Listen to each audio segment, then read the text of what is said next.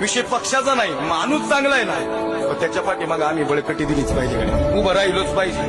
हे आमचं परम कर्तव्य आहे.